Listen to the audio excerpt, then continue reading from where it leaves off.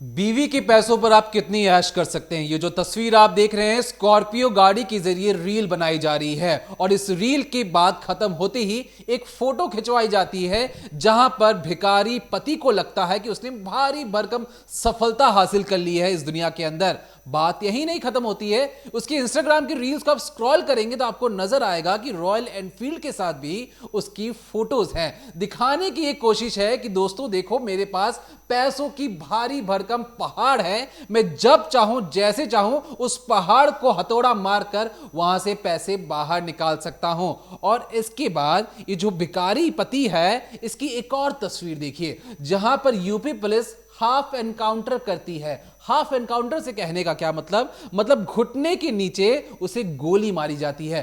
क्यों गोली मारी जाती है? क्योंकि जनाब यूपी पुलिस की कस्टडी से भाग रहे थे और यूपी पुलिस ने भगा भगा कर इसके पैरों पर गोली मारी है।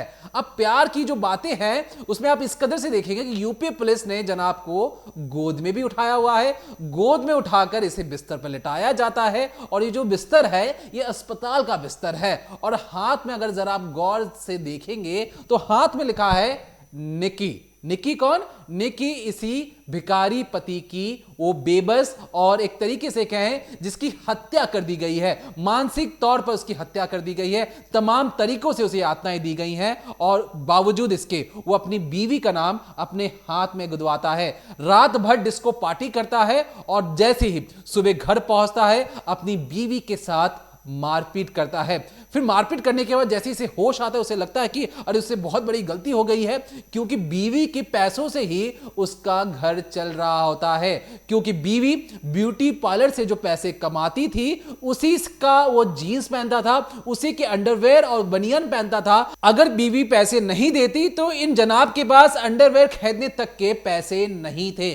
भिखारी होते हैं जो हाथ फैलाकर मांगते हैं। ये वो पति हैं जो अपनी बीवी को टॉर्चर कर कर कर यातनाएं दे देकर कहते हैं कि अपने बाप से जाके कहो कि मुझे मर्सिडीज कार चाहिए, 60 लाख रुपए उसके ऊपर से चाहिए, मतलब करोड़ों रुपए इन बेरोजगारों को चाहिए, सिर्फ इसलिए क्योंकि वो जो लड़की है वो उसकी बीवी है। बीवी और कहेंगे एक तरीके से जो चिराग का जो जिन होता है उसे आप जितना घिसेंगे तो एक तरीके से जिन आता है और पूछता है कि अरे तुम्हें बताओ हम तुम्हारी 3 ख्वाहिशें पूरी कर सकते हैं। इन्होंने अपनी बीवियों को भी कुछ इसी तरीके का जिन समझ लिया था कि जब चाहो जैसे चाहो अपनी बीवियों को मारो पीटो और उनसे पैसों की उगाही करो। ये जो लड़के हैं बाहर कहीं पर अपनी गैंगस्टरी नहीं दिखा पाते हैं, इन्हें लगता है कि बीवी पर जोर आजमाइश करके उनसे पैसे ऐंठे जाएं, क्योंकि जो बीवियां हैं वो इमोशनल हैं और इमोशनल होने की वजह से वो अपने पति की बात को नहीं टाल सकती हैं। पति की मारपीट वाली जितनी भी चीजें हैं उसे सहन करते हुए चली जाती हैं।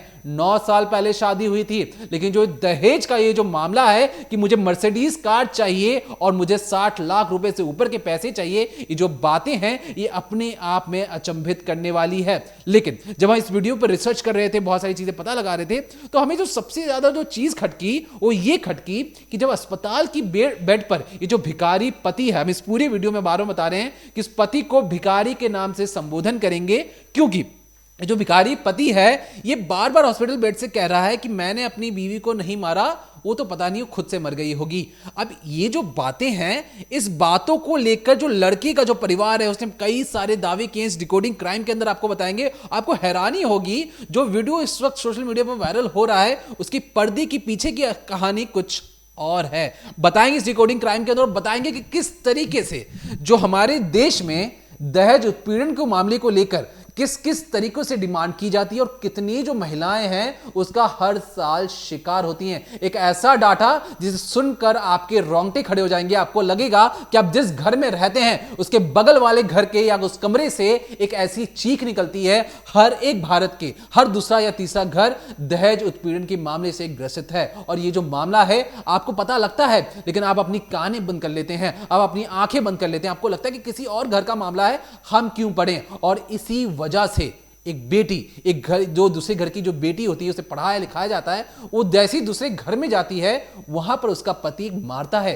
कितनी हिम्मत आती है एक लड़के के अंदर कि किसी और के घर की बेटी को मारा जाए, वो भी इसलिए क्योंकि मैं उसका पति हूं, मुझे उस पर हक है। ये कैसा हक है जो सिर्फ मार पिटाई तक ही सीमित रहता है? आपके अंदर की जो जाहिलियत है कहां से आती है? बात करेंगे इस डिकोडिंग क्राइम के अंदर, तफसील से हमारे साथ बने रहिए। तो जिस निक्की हत्याकांड की हम बात कर रहे हैं, उस पूरे मामले में आज हम आपको सिलसिलेवार तरीके से समझाएंगे कि आखिर असली वजह क्या थी, असली मकसद क्या था इस पति का, जिस वजह से इस पर अपनी ही बीवी का कत्ल करने का जो आरोप है वो लग रहा है, और पुलिस ने इसका हाफ एनकाउंटर भी किया। और एक एक चीज़ बताएंगे कि कैसे परिवार वालों की तरफ से, दोनों के परिवार क्या कह रहे हैं, और जो लड़की है उसकी बहन, उसके पिता ने क्या दावा किया, क्योंकि जो पुलिस की इन्वेस्टिगेशन है वो भी पूरी नहीं हुई है।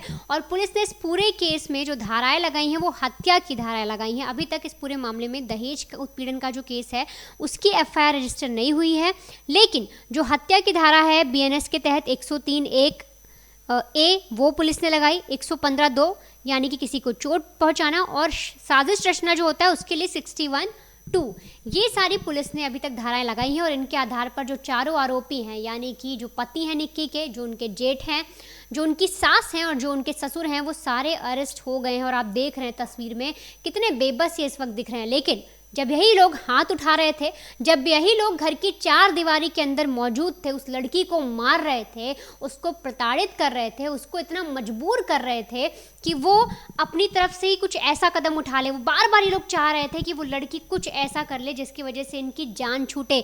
यहाँ तक कि जो लड़का है, जो पति है, वो तो कई अफेयर्स भी कर रहा था। आखिर ये जो विपिन है, जिसे अब पुलिस ने अरेस्ट किया है, जिसके पैर में गोली भी मारी है, और जो अपनी पत्नी का ही हत्यारा है, जिसने अपनी पत्नी को इस कदर मारा, इतना मारा कि सोचिए उसका बच्चा खुद कैमरे पर आकर कह रहा है कि पापा ने मेरी मम्मी को मार दिया, पापा ने लाइटर से मेरी मम्मी को जला दिया। ये जो बच्चा है ये अभी भी अपने उस पिता को पिता कह रहा है, और ये जानते हुए कि इस पिता ने ही उसकी माँ को मारा है। दरअसल जो विपिन है, अगर मैं इसके बारे में आपको बताऊं तो साल 2024 में ये एक कार में बैठा हुआ था और उसके अंदर एक और लड़की बैठी हुई थी, और दिल्ली की सड़कों पर ये लोग घूम रहे थे कि तभी एक रिश्तेदार ने इन्हें देखा। और इसके बाद जो पूरी खबर है वो निक्की के घर वालों तक पहुंची। वो लोग वहां पर पहुंचे और कार को जैसे खुलवाने की कोशिश की गई तो उसमें चेहरा दिखा कि अंदर कोई और नहीं बल्कि इनके दामाद साहब बैठे हैं विपिन, और उनके साथ कोई और महिला है, ना कि उनकी बेटी है। अब कार खुलवाने की कोशिश की गई, जो दामाद हैं वो मुंह छुपाने लग गए, कार किस तरह खुलवाई गई। उसके बाद लड़की ने दरवाज़ा बंद कर लिया, विपिन को बाहर निकाला गया। विपिन से जब पूछा गया तो बहुत ज़्यादा बवाल वहाँ पर हुआ, और पता लगा कि विपिन का उस औरत के साथ, वो जो लड़की वहाँ बैठी थी उसके साथ अफेयर चल रहा था। घर पर इनके पत्नी थी, इनकी बीवी थी, जो इनके लिए कहीं ना कहीं कमाई कर रही थी, और ये बाहर अय्याशी कर रहे हैं, गाड़ी में बैठे हुए हैं एक और महिला के साथ। तो जब पूछा जाता है तो खुले में बोल भी देते हैं कि इनका अफेयर चल रहा है। और उस वक्त सोचिए इनके साथ मारपीट भी होती है, परिवार वाले मारपीट भी करते हैं, क्योंकि किसी को भी गुस्सा आएगा, किसी के घर की बेटी जहाँ पर ब्याही गई है, जहाँ उसकी शादी हुई है, वहाँ का जो पुरुष है, जो उसका पति है, वो किसी और के साथ इस तरह घूम रहा है, तो कोई भी भाई देखे, चाचा देखे, पिता देखे, कोई भी अगर ऐसा कोई भी दृश्य देखेगा तो वो मारने को आतुर होगा। मारपीट हुई थी, और इसके बाद जो परिवार है उन्होंने काफ़ी समझाया बुझाया, जो विपिन के पेरेंट्स हैं उन्होंने भी समझाया बुझाया, और इसके बाद ये मामला शांत हुआ और जो निक्की है वो अपने घर पर ठीक से रह रही थी, ऐसा बताया गया। लेकिन अब कहानी खुलती कैसे, जब एक एक करके पता लगता है। जो कंचन है, जो निक्की की बहन है, जब वो सामने आती है और एक एक कर बताती हैं कि 2016 में शादी तो हो गई, दोनों बहनें एक ही घर में गई, लेकिन पता ये लगता है कि घर के अंदर उनकी कोई इज्जत ही नहीं है। क्योंकि देखिए जो ये विपिन की फैमिली है, इनके पिता का एक परचून की दुकान है, और दोनों बेटों की अगर बात करें तो जब इनकी शादी हुई थी दोनों ही बेरोजगार थे, इनके पास कोई कमाई का जरिया नहीं था, दोनों की पढ़ाई चल रही थी। और जो लड़कियां हैं वो दिल्ली पब्लिक स्कूल से पढ़ी हैं, और फिलहाल अगर आप इनका इंस्टाग्राम भी खंगालेंगे, आप जाकर चेक करेंगे कि जहाँ पर जो इनका ब्यूटी पार्लर है, जिसकी रील्स डाला करती थी, अगर आप उसे देखेंगे तो आपको एक चीज़ समझ में आएगी कि दोनों ही लड़कियां ऐसी हैं कि कल को अगर कुछ भी ऐसा होता है तो ये कमा खा सकती हैं, ये अपना गुजारा कर सकती हैं, ये टैलेंटेड हैं, और अपने काम को ही उस रील के ज़रिए प्रमोट कर रही थी उस पेज पर। अब होता ये है कि शादी हो जाने के बाद जब पिता हैं, जब उन्हें पता लगता है कि जो दोनों लड़के हैं पढ़ाई कर रहे हैं, और जो उनके पिता उनकी परचून की दुकान है, लेकिन परिवार जब बातचीत पहली नज़र में होती है तब उन्हें ठीक ठाक लगता है, और अरेंज मैरिज थी, तो ऐसे में जब परिवार ठीक ठाक लगा, उन्होंने अपनी दोनों बेटी की शादी तय की, और इसी तरह से शादी हो भी जाती है। लेकिन शादी हो जाने के बाद शादी में इन्हें जो चीज़ें मिली वो मिली, जैसे कि दीपक ने आपको एक स्कॉर्पियो दिखाई, 24 लाख की बताई जा रही है कि 24 लाख की वो स्कॉर्पियो मिली, 35 लाख कैश मिला, सोना अलग मिला, इसके अलावा बुलेट अलग मिली। सोचिए, इतना दहेज पहले मिला शादी के वक्त और शादी के बाद भी। अब इन्हें लगा कि इनके हाथ में सोने का अंडा देने वाली मुर्गी लग गई है, क्योंकि इन्हें ये समझ में आया कि जो लड़की का परिवार है यानी कंचन और निक्की की जो फैमिली है, उनके जो पिता हैं वो काफ़ी रिच हैं, उनके भाई के पास काफ़ी धन दौलत है और क्यों ना ये जो लड़कियां हैं ये इनके घर में जो भी चीज़ की कमी होगी वो बड़े आसानी से पूरी कर देंगी। अब इधर होता ये है कि धीरे धीरे इन लड़कियों पे दबाव बनने लगा, इनके साथ मारपीट होती, लगातार टॉर्चर होते हैं। अब कंचन ने ये भी बताया, जो इनकी बड़ी बहन है निक्की की, उनका ये भी कहना है कि कई बार ऐसा होता भी है, तमाम घरों में भी होता होगा कि जो लड़कियां हैं वो कई बार कुछ चीज़ें अपने पिता माँ बाप से छुपा लेती हैं। उनके साथ कुछ गलत हुआ, उनको मारा गया, उन्हें डांटा गया, तो बहुत सी चीज़ें वो छुपा लेती हैं कि परिवार वाले यानी उनके पेरेंट्स जो हैं परेशान हो जाएंगे। और यही छोटी छोटी चीज़ जब छुपते रहती है तो कई बार इतनी बड़ी बन जाती है कि वो मौत के तरह से सामने आती है, एक लाश की तरह से सामने आती है। आप अपनी बेटी की लाश देखते हैं अपनी आंखों के सामने, जो बातें छोटी छोटी छुपाई जा रही थी।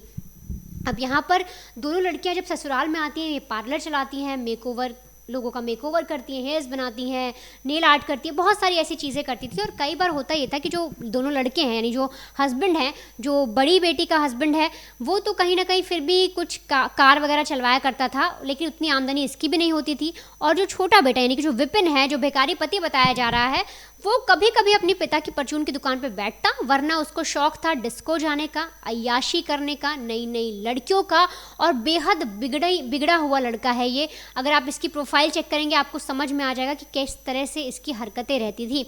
तो ये लगातार अपने पिता की परचून की दुकान भी नहीं संभालता था और अक्सर पैसे अपने पिता से मांगता, और तो और कई बार तो अपनी पत्नी से भी पैसे मांगता था। और इसके अलावा बहुत सी चीज़ें ऐसी होती कि कई बार ये अपनी पत्नी को इतना ज़्यादा टॉर्चर कर देता कि उसको चोट लग जाती, वो बेबस हो जाती। और इस बार भी कुछ ऐसा हुआ जिसमें आपने जो वीडियो देखा ये सामने आया और बताया गया कि उसको आग लगा दी गई, जो निक्की है उसको जला दिया गया। ये सारी कहानी सामने आई और इसके बाद पूरा जो माहौल है वो बना, लोग आस पड़ोस को पता लगा और पड़ोसियों को पता लगने के बाद एक एक करके चीज़ें समझ में आती गई कि किस तरह से परिवार जो था वो लड़कियों को टॉर्चर कर रहा था। इनके मन में सिर्फ पैसों का लालच था। और इन्हें पता लगा कि जो निक्की के पिता हैं उन्होंने हाल ही में एक मर्सिडीज़ खरीदी और मर्सिडीज़ के साथ उन्होंने एक फ़ोटो डाल दी। और जैसे ये मर्सिडीज़ की जो गाड़ी थी ये इनके ससुराल वालों ने देखी, यानी विपिन ने देखी, उसके भाई ने देखी, इनके मन में भी आया क्यों ना हम भी एक मर्सिडीज़ लें। अब स्कॉर्पियो जो है वो पुरानी हो गई और इसके बाद इन्होंने निक्की पर, उसकी बहन पर दबाव बनाना शुरू किया, उसको बार बार ये कहना शुरू किया कि तुम कैसे भी अपने पिता से मर्सिडीज़ की मांग करो, तुम बोलो कि वो मर्सिडीज़ दे। और साथ ही साथ जो निक्की के भाई हैं उनका कहना है कि वो 60 लाख रुपए की भी डिमांड कर रहे थे, यानी कि एक मर्सिडीज़ तो दीजिए और एक 60 लाख भी दीजिए, यानी आप अपनी बेटी दे दी, बेटी की जब शादी की तब भी आपने हमें दिया और आप अब भी हमें दीजिए, यानी कि आप ज़िंदगी भर हमें देते ही रहिए, हमारा घर भरते रहिए, हमारे घर की परवरिश करते रहिए। ये इनकी डिमांड थी। यहाँ से इनकी सोच समझ में आती है। और जैसा दीपक ने शुरुआत में एक वर्ड दिया भिखारी, वो कहना बिल्कुल सही है कि इनकी नीयत ही ऐसी थी, ये सिर्फ मांगने वाले थे। आप ये समझिए भिखारी भी एक बार को अगर मांगता है ना तो हाथ फैलाता है सामने और बोलता है कि बच्चे दे दो, दीदी दे दो, ऐसे करके बोलता है। ये मांग भी रहे हैं और ऊपर से रौब भी दिखा रहे हैं। इस तरह से ये एक, आप समझिए किस तरह का काम ये लोग कर रहे थे। और इसके अलावा जब ये सारी मांग की जा रही थी और ऐसे में जब ये पार्लर वगैरह चल रहा था तो सोचिए अपनी बीवी को ये मार भी रहे हैं और ये भी कह रहे हैं कि तुम पार्लर भी बंद कर दो, यानी कि जो विपिन है वो कभी कभार अपनी बीवी से पैसे भी ले रहा है और जहाँ से पैसे आ रहे हैं उस सोर्स को भी बंद कराने की बात कर रहा है। कह रहे हैं कि पार्लर बंद कर लो, पार्लर नहीं चलेगा। और हुआ भी ऐसा कि जब इन लड़कियों ने अपना मेकओवर का जो इनका स्टूडियो था वो बंद भी कर दिया, उसके बाद भी लड़ाइयाँ चलती रही। और इस बार भी जो लड़ाई हुई 21 अगस्त को, उसका बताया जा रहा है सोर्सेज के द्वारा और पुलिस ने भी कहीं ये चीज़ें बताई हैं कि 21 तारीख को जब लड़ाई शुरू होती है तो उसका मेन रीज़न यही था कि निक्की जो है वो दोबारा से अपने पति से बात करती है और कहती है कि देखो बहुत सारे दिन हो गए, हमारी आमदनी भी बहुत ज़्यादा नहीं हो पा रही है, तो क्यों ना हम अपना पार्लर फिर से खोल लें। मैं और दीदी ये चाहते हैं कि हम अपना ब्यूटी पार्लर चलाएं और उससे कुछ तो आमदनी होगी। और इस बात पर जो विपिन है वो भड़क जाता है, लड़ाई इतनी ज़्यादा बढ़ती है कि मारपीट होती है और फिर आग लगा दी जाती है। ये पूरी कहानी निकल कर आती है अब तक। लेकिन अब आप कुछ चीज़ें और समझिए। दरअसल ऐसे में 2 वीडियो वायरल हो रहे हैं और सोशल मीडिया पे उन वीडियोस को लेके बहुत सारी चीज़ें कही जा रही है। क्या सच है क्या नहीं सच है वो पता लगाना पुलिस का काम है। पुलिस को जांचना होगा कि उन वीडियोस का सच क्या है। लेकिन सोशल मीडिया पे कई सारे यूज़र्स ये तक कह रहे हैं कि जब निक्की को आग लगी थी या जब निक्की जल रही थी उस वक्त विपिन घर पर ही नहीं था, तो पुलिस ने उसे अरेस्ट क्यों कर लिया।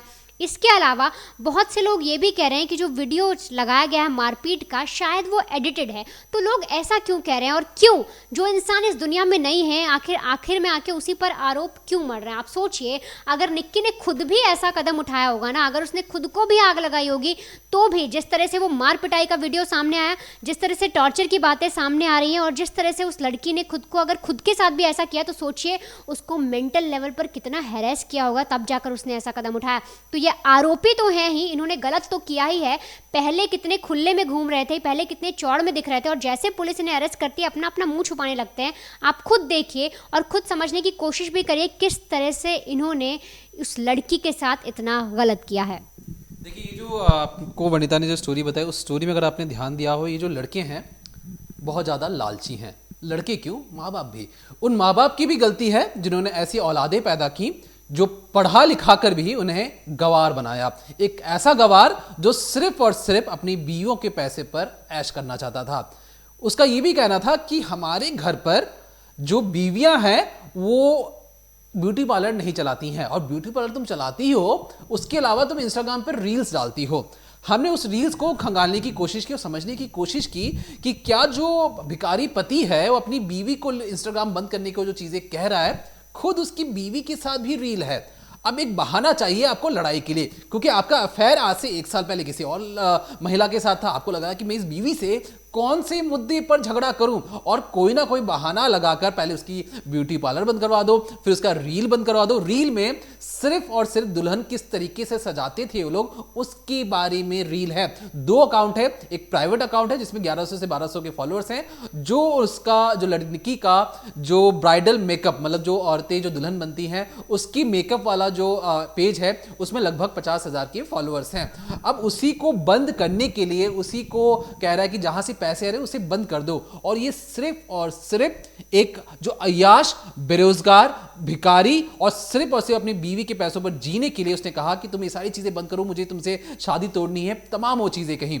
लेकिन जब हम इस वीडियो को ध्यान से देख रहे थे, और जो तमाम जितनी भी लोगों ने इस वीडियो को देखा, उसमें कहा गया कि जब ये, हम आपको वीडियो दिखा नहीं सकते, आप सोशल मीडिया पर जाके देख सकते हैं, तमाम जगहों पर है, लेकिन यूट्यूब की कई गाइडलाइंस है कि मार पिटाई की वीडियो हम नहीं दिखा सकते हैं, लेकिन आपको बता सकते हैं कि उस वीडियो के अंदर असल में चल क्या रहा है। ये जो भिखारी पति है वो क्या कर रहा है, वो अपनी बीवी का बाल पकड़कर पीछे से वो झुका रहा है और इसे कोनी से और मुक्की से मुक्का मार रहा है। साथ में कौन है? साथ में उसी भिखारी पति की माता जी है, जो अपने बेटे का साथ दे रही है और अपनी ही बहू को मारने में अपने पति या अपने बेटे का साथ दे रही है। वीडियो बनाने वाला कौन है? वीडियो उसी की बड़ी बहन पीछे से बना रही है, रोक रही है कि वीडियो आप इस तरीके का काम मत कीजिए, मेरी बहन को आप मार रहे हो, गलत है। जो भिखारी पति है, जो कि देवर था, वो अपनी घर की बड़ी बहू को भी मुक्का मारता है। अब जब इस वीडियो को ध्यान से देख रहे थे, तो अगर आपको भी जाकर मौका लगे तो आप देखिएगा, उसमें जो हमें सबसे अजीब बात ये लगी कि जो माता जी है उन्होंने शॉल ओढ़ा हुआ है। अब गर्मी के इस मौसम में शॉल कौन ओढ़ता है? अब इस बात की जब हम जानकारी लगा रहे थे तो हमें पता लगा कि ये जो वीडियो है ये फरवरी का महीने का है, इसी साल का है, लेकिन फरवरी महीने का है। फरवरी महीने में कई तरीके के दावे किए गए कि निक्की की तरफ से कई बार उस पर हमला किया गया, बदले में जो भिखारी पति है उसने भी हमला किया। अब जो दूसरा जो वीडियो है जिसमें आग लगती हुई नजर आ रही है, सीढ़ियों से नीचे उतर रही है, वो हाल फिलहाल का वीडियो है। अब हुआ यूं है कि दोनों वीडियो को, फरवरी की वीडियो को और आग लगने की वीडियो को, दोनों को ज्वाइन कर दिया गया है और हर जगह पर फैला दिया गया है, ये कहते हुए कि अभी का वीडियो है। पहली चीज। दूसरी चीज जो और भी ज्यादा इस केस को उलझा रही थी, उसमें यह था कि शाम के वक्त 5:40 के आसपास जो भिखारी पति है वो घर के नीचे खड़ा हुआ दिखाई दे रहा है। अब दावा यह किया गया कि 5:30 बजे के आसपास जो बीवी निक्की है उसे जला दिया गया था। अब इस पर जब लड़की के घर वालों से पूछा गया तो लड़की घर वालों ने कहा कि देखिए ये जो भिखारी पति है ये शायद हो सकता है दीवार कूदकर पहले ही बाहर आ गया हो, लेकिन वहां पर भी दावा ये किया गया कि जब वो घर पर नहीं था तो वो किस तरीके से जला सकता है। अब वो जिस तरीके की कॉन्फिडेंस के साथ पुलिस के सामने ऑन कैमरा कह रहा है कि मुझे फर्क नहीं पड़ता, मैंने तो ये सारे काम किए ही नहीं है। तो जनाब, जब अगर इस वीडियो को आप देख रहे हैं, उनके रिश्तेदार या परिवार कोई भी इस वीडियो को देख रहा है, तो ध्यान से सुनिए कि चीजें क्या क्या चीजें हैं। आपने एक महिला को इतना ज्यादा उत्पीड़ित किया, इतना ज्यादा मेंटल टॉर्चर किया कि वो आग लगाने को मजबूर हो गई। पहली चीज। डोमेस्टिक वायलेंस पुराना हो या नया हो, आप घर में मार पिटाई करते थे, ये बात किसी से छिपी नहीं है। आप एक जाहिल और गवार की तरह अपनी बीवी के पैसों पर ऐश कर रहे थे, अपने पिता की मदद नहीं करते थे अपनी दुकान पर, कभी पिता से पैसे मांग लिए, कभी बीवी से पैसे मांग लिए, और उस पैसे को लेकर आप अय्याशी करते थे, डिस्को जाते थे, दारू पीते थे। ऐसे तमाम हम वीडियोस या रील्स आपको दिखा सकते हैं, लेकिन दिखाना नहीं चाहते क्योंकि वो तमाम जो उसमें भी जो महिलाएं हैं जो उस लड़की के साथ नाच रही हैं, उनका भी नाम खराब होगा। अब वो लड़कियों के साथ नाच रहा है, दारू पार्टीज कर रहा है, और जैसे ही घर आता है वो अपनी बीवी की पिटाई करना शुरू कर देता है, और सिर्फ इसलिए क्योंकि बीवी ने जो पॉकेट मनी होता है ना, पॉकेट मनी ज्यादा नहीं दिया। उसे लग रहा था कि जिस तरीके से बीवी जो पैसे कमा रही, किसके लिए कमा रही है, बीवी तो एक तरीके से उसी के लिए कमा रही है। उसका जीवन में सिर्फ और सिर्फ जन्म इसलिए हुआ है कि जन्म लेके वो बड़ा हो जाता। जब वो गवार कॉलेज में पढ़ाई कर रहा था, पढ़ाई उसकी पूरी नहीं हुई थी, तब उसकी शादी हो जाती है निक्की के साथ। निक्की जो एक होनहार, पढ़ने में अच्छी थी, उसे लगा कि मुझे इस फैमिली को और भी आगे बढ़ाना है। देखिए कहानी क्या होती है कि अगर मैं आपके सामने ताजमहल लाके आपको गिफ्ट कर दूं, जितने भी दर्शक सुन रहे हैं ध्यान से सुनिए, अगर मैं आपको ताजमहल लाके गिफ्ट भी कर दूं ना, आपको लगेगा अरे कितना बड़ा महल दे दिया मुझे, ये दे दिया। उस महल का जो मेंटेनेंस है वो गिफ्ट देने वाला नहीं करेगा, वो आपको करने की जरूरत है। यहां पर स्कॉर्पियो दे दी गई, यहां पे बुलेट दे दिया गया, बीवी भी आ गई। अब ये जो लड़के हैं ये काम करना ही नहीं चाहते हैं, इन्हें गलियों में, डिस्को में, बार बालाओं के साथ नाचने में फुर्सत मिले तब तो ये होश में आएंगे, और इन्हें इतना ही होश नहीं है कि जब शादी हो गई तो जिम्मेदार बन चुके हैं, घर पे बच्चे भी हैं, ये किसी और लड़की के साथ अफेयर चला रहे हैं। अफेयर के लिए भी जो पैसे खर्च होते हैं कौन दे रहा होगा, काम धंधा तो है नहीं। और जिस तरीके से मैंने आपको शुरुआत में बताया, बनियान और जो अंडरगारमेंट्स खरीदने के इनके पास पैसे नहीं है, और पैसे लेते हैं बीवी से, उसी पैसे के जरिए ये अपनी गर्लफ्रेंडों को भी उस पैसे पर अय्याशी करवाते हैं। अब कुछ इस तरीके की अगर ये चाल चलन इन लड़कों की रहेगी, आप सोचेंगे कि अरे नहीं नहीं मैं तो उस वक्त मौजूद नहीं था, उसने खुद ही कर लिया, तो खुद ही नहीं होता है। जो चीजें हैं सीक्वेंस रहती हैं। आपने मेंटल टॉर्चर किया, डोमेस्टिक वायलेंस किया, उसको उकसाया कि वो ऐसा कदम उठाए। अगर कोई इंसान इस दुनिया में जो सबसे ज्यादा दर्द देने वाली जो चीज है वो खुद को आग लगाना है, आग लगाने से हल्की सी अगर आप गर्म चीज पर ठेक लेते हैं ना, हालत खराब हो जाती है आपकी। जब किसी इंसान को आग से जलाया जाता है तो सोचिए कितना ज्यादा दर्द होता है, और ऐसा फैसला लेना कि हमें किसी इंसान को जिंदा जला दूं, कोई इंसान अगर ये सोचता भी है तो सोचिए उस फैसले को लेने से पहले कितनी ज्यादा उसे पीड़ा दी गई होगी। एक दूसरे घर की बेटी जहां पर वो इस उम्मीद से जाती कि मैं उस घर को सजाऊंगी, संवारूंगी, उस घर में अगर उसे यातनाएं दी जाएं तो कहीं से भी उसे आप जायज नहीं ठहराया जा सकते। और बदले में जो बेटियां हैं वो अपने घर वालों तक को नहीं बताती ये सारी चीजें। उन्हें लगता है कि घर वालों को बताऊंगी तो घर वालों का नाम खराब होगा, उनकी इज्जत खराब होगी, इतना जो पैसा लग चुका है शादी में, सारी की सारी चीजें बर्बाद चली जाएंगी। जो पति मुझे मार रहा है मुझे सिर्फ सहन करते जाना है, उस हर एक दर्द के घूंट को सिर्फ घोटते चले जाना है, ताकि कोई भी जो चीजें हैं वो बाहर ना जाने पाए, ताकि उस परिवार, जिस परिवार से उसे शादी की है, उस परिवार का नाम खराब ना हो। लेकिन बावजूद इसके जो अक्सर जो बेटियों के जो पिता होते हैं वो कहते हैं कि अरे बेटा ये सब चीजें चलती रहती हैं, ये सब चीजें आम बात है।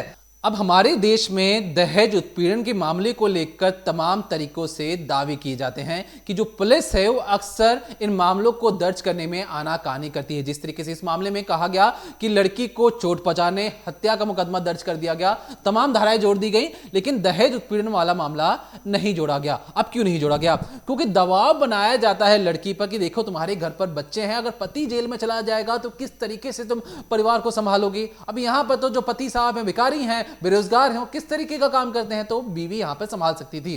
दूसरी चीज, जो लड़की के घर वाले हैं वो दबाव बनाते हैं कि देखो शादी में अक्सर ऐसी सारी चीजें होती रहती हैं, ये आम बात है। किस तरीके से आम बात है? अगर आप अपनी बेटी को पीट नहीं सकते हो, दूसरे घर में जाकर दूसरा लड़का उस घर में, एक अनजान घर में उसकी पिटाई कर रहा है, आप उसको जायज ठहरा रहे हैं। ऐसे में उन माँ बाप को भी कटघरे के अंदर खड़ा करना चाहिए जो इस तरीके की दलील को कहते हैं कि बिल्कुल सही है, आप बेटा आम बात है, मान जाया करो। अगर जो पिता अपनी बेटी से ये बयानात देता है वो अपनी बेटी का मरा हुआ चेहरा ही देखता है। और ये एक केस नहीं, ऐसे तमाम केसेस हैं जहां पर अक्सर जो लड़की के घर वाले बार बार ये कहते हैं कि अरे बेटा चले जाओ, शादी को ऐसे नहीं तोड़ते हैं, वो जो पीट रहा है तुम उसे मनाओगे, समझाओगे तो सारी चीजें नॉर्मल हो जाएगी। और ये जो नॉर्मलसी है, नॉर्मलसी ऐसे नहीं आती है कि पति पीटता रहेगा, पति बीवी के पैसों पे ऐश करता रहेगा और सब कुछ जायज लगे। और ऐसे में एक कड़े कानून की जरूरत है, एक ऐसे कानून की जरूरत है कि दहेज के नाम से ही जो लोग हैं, जो दहेज लेने वाले हैं, वो थर थर कांपें। और यहां पर जाहिलियत की सारी हदें पार कर दी जाती हैं। उन्हें लगता है कि चिराग के जिन हैं, जो लड़की के जो पिता है उनके पास तो मर्सिडीज है, इतने मोटे पैसे हैं, किस तरीके से जो स्कॉर्पियो जो बुलेट मिली है तो शादी की वक्त की मिली है, अब नई नई चीजों की जरूरत है। अगर एक पिता अपनी बेटियों पर पैसा खर्च नहीं करेगा तो किस पर करेगा? पिता अपनी बेटियों पर पैसा खर्च करेगा, लेकिन बेटियां जो जागीर है, पति अपनी समझने लगते हैं कि ये जो बीवी है ये एक तो जमीन की प्लॉट है और इस प्लॉट पर सिर्फ और सिर्फ मेरा ही हक है, इस प्लॉट पर जो भी चीजें होंगी वो मेरी होंगी। उस प्लॉट पर पैसे के लिए बोझ बनाया जाता है, दहेज के लिए बोझ बनाया जाता है, नई नई महंगी गाड़ियों के लिए बोझ बनाया जाता है, गहनों के लिए बोझ बनाया जाता है। अगर वो मना कर दे तो ये जो लड़के हैं पूरी रात डिस्को पार्टी करते हैं, अय्याशी करते हैं, नशे में रहते हैं, सुबह आकर अपनी ही बीवी को मारते पीटते हैं और कहते हैं कि मैं तो बेरोजगार हूं, मैं तो भिखारी हूं, मुझे आप पैसे दो तभी मैं अपना अंडरगारमेंट्स खरीद सकता हूं। तो इस तरीके के जो तमाम तरीकों से दावे किए जाते हैं कि हमारे देश में कहा जाता है कि कुत्तों के लिए कैंडल मार्च निकल जाता है। और एक तरीके से जब इस तरीके की जो चीजें होती हैं जहां पे एक लड़की दहेज की वजह से उसे खुद को आग लगाने को मजबूर हो जाती है या उसे आग लगाया भी जाता है, तो इस तरीके के मामलों में सब किसी ने चुप्पी साध रखी है। सबको लगता है कि ये नॉर्मल चीजें अक्सर होती रहती हैं। तो उन पड़ोसियों से भी सवाल है, अगर ऐसी चीजें होती हैं तो आप उसे रोकें, टोकें, क्योंकि एक इंसानी जान यहां पर दांव पर है। जो चीखने चिल्लाने की जो आवाज आती है उस घर के गलियारे से निकलते, उस घर की चौखट से बाहर निकलकर दूसरे के घर तक भी जाती है, लेकिन लोगों को लगता है कि उस घर के अंदर क्या हो रहा है, हमें उससे क्या मतलब। आप बस एक कॉल करते तो आज निकी आप सबके बीच में मौजूद होती। एक इंसान ही इंसान की मदद करता है, जानवर नहीं आएगा आपकी मदद करने के लिए। और यहां पर इंसानों ने ऐसा कर लिया है कि अगर सामने जिस तरीके से चिकन या मटन कटता है उन्हीं बकरों के सामने दूसरे बकरे को काट दिया जाता है, दूसरे बकरे को फर्क नहीं पड़ता। यहां पर भी इंसानों को आवाज आ रही है कि उस घर के अंदर एक जाहिलियतपन की जा रही है, जल्लाद बना हुआ है पति, लेकिन नहीं, हमें तो अपने कान बंद कर लेने हैं, हमें अपनी आंखें घुमा लेनी है, हमें तो देखना ही नहीं है। सिर्फ एक कॉल एक इंसान की जिंदगी बचा सकता है, उसे मारपीट की दहलीज से बाहर निकाल सकता है, लेकिन नहीं करना है। और इसी वजह से हमारे देश के अंदर ऐसे मामले बढ़ते हुए चले जाते हैं और इस तरीके से बढ़ते हैं कि हमारे देश में 7,000 दहेज की वजह से जो मौतें को जो आंकड़ा है, ये एनसीआरबी का डाटा है, हमारा डाटा नहीं है। 2017 से लेकर 2022 तक 7,000 प्रति वर्ष जो मौतें हुई हैं सिर्फ और सिर्फ दहेज उत्पीड़न की वजह से हुई है। दहेज को लेकर और भी तमाम चीजें हैं, लेकिन जो चोट लगी है, मारपिटाई हुई है, वो सारी चीजें अलग। सिर्फ मैं मौत का आंकड़ा बता रहा हूं जो 7,000 है। 7,000 समझ रहे हैं? अगर एक जो हम अगर ठान लें कि अगर हमें चाहिए कि दहेज उत्पीड़न का मामला रोज ना आए, हर घंटे ना आए, हर मिनट ना आए, हर सेकंड ना आए, तो इंसान को पहले सामने आना पड़ेगा। क्योंकि जो खाकी वाले हैं वो तो सेटलमेंट के चक्कर में रहते हैं कि किसी भी तरीके से सेटलमेंट हो जाए, लेकिन यहां पर लोगों को सामने आकर इसके खिलाफ लड़ना चाहिए। तो देखते रहिए डिकोडिंग क्राइम। लेकिन चलने से पहले आपको एक जरूर बता दें कि आज वर्णिता जब मेट्रो से घर पर ऑफिस आ रही थी, दफ्तर आ रही थी, तो उन्हें एक ममता जी मिलती हैं। ममता जी अपनी बेटी के साथ उसी मेट्रो बोगी में थी। वो वर्णिता को देखती हैं और उनके साथ बहुत अच्छी अच्छी बातें करती, वर्णिता ने बताया भी। तो ममता जी ने सेल्फी भी ली है और कहा है कि आप बहुत अच्छा काम करती हैं। तो हमारी भी दुआ है कि ममता जी आप भी खुश रहें, इसी तरीके से मुस्कुराते रहिए और अपनी दुआ बना के रखिए हम पर। तो फिलहाल के लिए देखते रहिए डिकोडिंग क्राइम, सोमवार से शुक्रवार शाम 7:30 बजे।